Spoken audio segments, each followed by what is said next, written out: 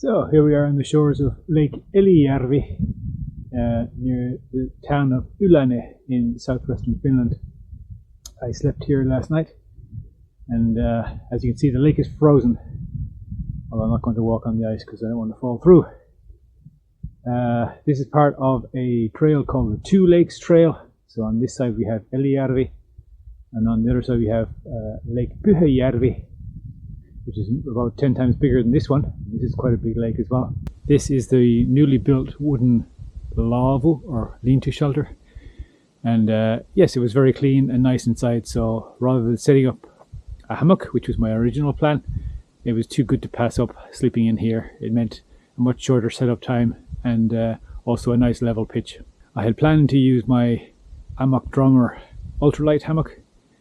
Instead I just used the air pad from that, and I just laid it out on the floor of the wooden shelter, and yeah, it worked quite well. There's a rather snazzy fireplace here.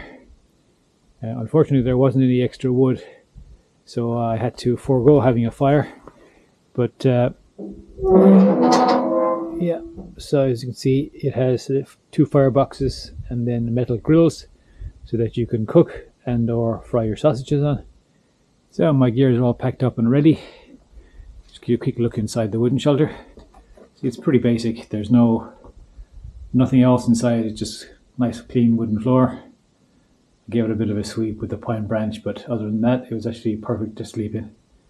And I didn't see anybody here all night, all evening. There were a small group of people left just as I arrived, but yeah, I had the place entirely to myself. Right, let's go.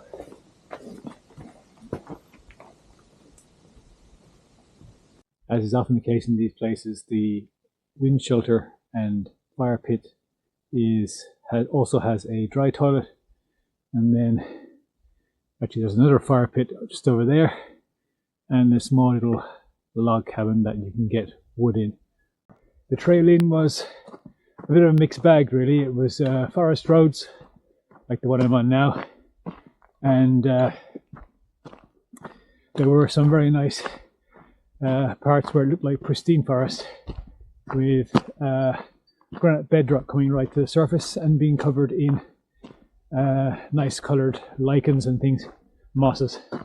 Then in between there were like areas where it had been forested, and there were trees and stumps all over the path, which just made life a little bit interesting trying to walk along it. So as you can see from the road, there is a little bit of ice and snow left.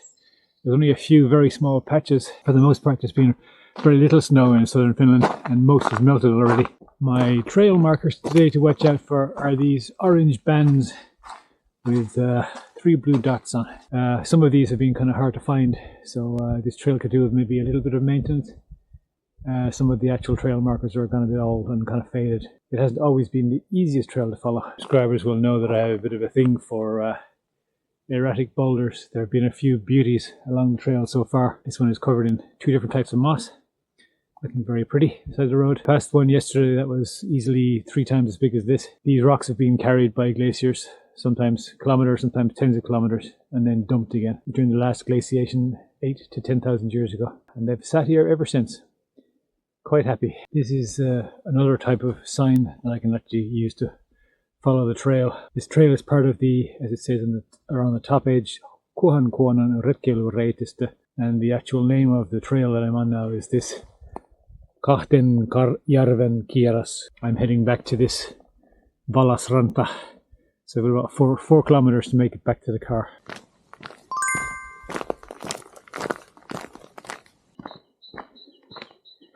I don't know if the camera will pick it up, but there's some quite loud bird singing happening at the moment. Yeah, usually it's a sign of spring. My only worry would be that if the poor birds are confused by this mild weather, start to nest and produce young, and then we get another cold snap, or a pakkatalvi as it's called in Finnish, a back winter, and then yeah, all the fledglings will be killed.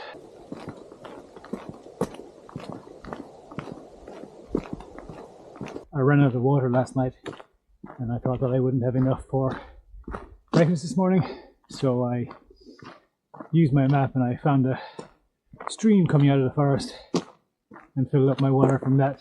I decided to try and add a micropore chlorine tablet to it to purify the water, just to be on the safe side. So I did that and I left it overnight. I made coffee first thing this morning with the same water, and oh, the taste is horrible. I drank only about half the coffee and dumped the rest.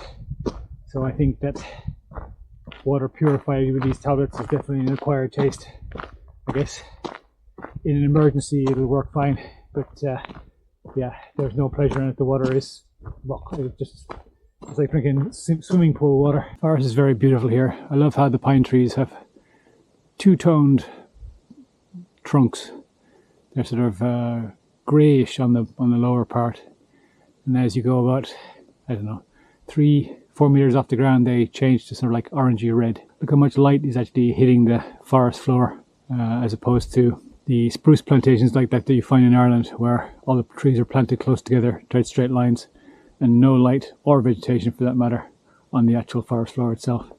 Here there's heather and mosses, berries, and of course there's also some Norway spruce growing here and there. In summer and into autumn, people will be out here with their baskets collecting berries and also mushrooms, and basically availing themselves of the possibility, and indeed their right, to go and collect or forage for forest food, you could say.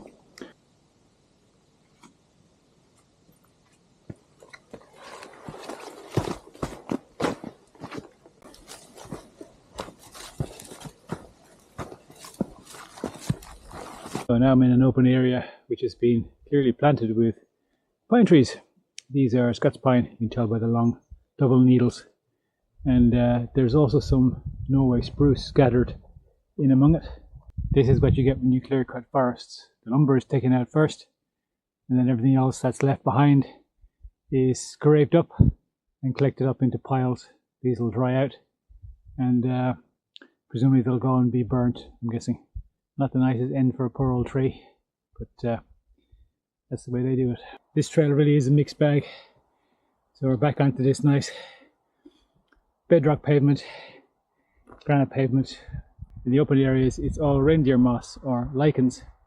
This trail really has it all, from this type of habitat to pine forest mixed with spruce and other trees, and then places where it has been clear cut and then replanted. Okay, now we're on to a different habitat again.